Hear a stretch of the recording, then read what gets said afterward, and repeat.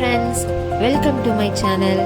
இன்றைக்கி ரொம்பவும் ஈஸியான டேஸ்டான ஒரு உருளைக்கிழங்கு சாதம் எப்படி செய்கிறதுன்னு பார்க்கலாமா? வாங்க எப்படி செய்யலான்னு பார்க்கலாம். அடுப்பில் கடாய் வச்சுட்டு 3 டேபிள் ஸ்பூன் எண்ணெய் ஊற்றிக்கலாம். எண்ணெய் காஞ்சோன்னே கொஞ்சம் கடுகு, கொஞ்சம் சீரகம், கொஞ்சம் உளுந்து, 4 பல் பூண்டு தட்டி வச்சுருக்கதை இதில் சேர்த்துக்கலாம். ஒரு கொத்து கருவேப்பிலை, ஒரு பெரிய வெங்காயம் கட் பண்ணி வச்சுருக்கேன், அதையும் இதில் சேர்த்துக்கலாம். வெங்காயத்தை நல்லா வதக்கி விட்டுடலாம்.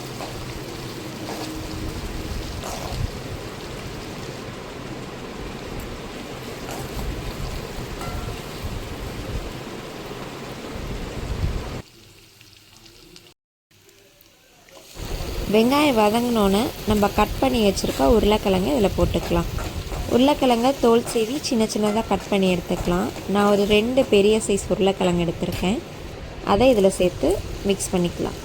தேவையான அளவு உப்பு போட்டுக்கலாம். உப்பு போட்டு நல்லா மிக்ஸ் பண்ணி விட்டுறலாம். உருளைக்கிழங்கு ஒரு அரைப்பதம் வேகறக்கு மூடி போட்டு ஒரு 5 நிமிஷம் வேக விட்டுறலாம்.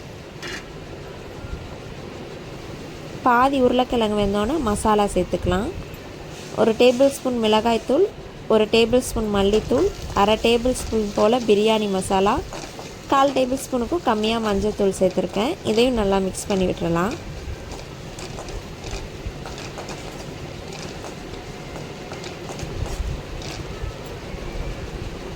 இதை ஒரு 5 நிமிஷம் லெட் போட்டு வச்சோம்னா உருளைக்கிழங்கு நல்லா வெந்துடும். இந்த ஒரு பவுல் அளவுக்கு நான் சாதம் எடுத்திருக்கேன், அதை இதில் போட்டு நல்லா மிக்ஸ் பண்ணி விட்டுறலாம். உருளைக்கிழங்கும் சாதமும் நல்லா மிக்ஸ் ஆகிற மாதிரி வதக்கி விட்டுக்கலாம்.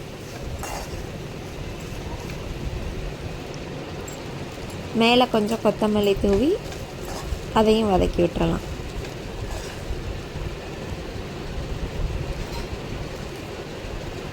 அவ்வளோதான், நம்ம உருளைக்கிழங்கு சாதம் ரெடி ஆயிடுச்சு. குழந்தைங்கள்லேருந்து பெரியவங்க வரைக்கும் எல்லோரும் விரும்பி சாப்பிட்ற உருளைக்கிழங்கு சாதம் ரெடி ஆயிடுச்சு. இந்த வீடியோ உங்களுக்கு பிடிச்சிருந்ததுன்னா லைக் பண்ணிவிட்டு மறக்காமல் சப்ஸ்கிரைப் பண்ணி என்னோடய சேனலுக்கு சப்போர்ட் பண்ணுங்கள். தேங்க்யூ.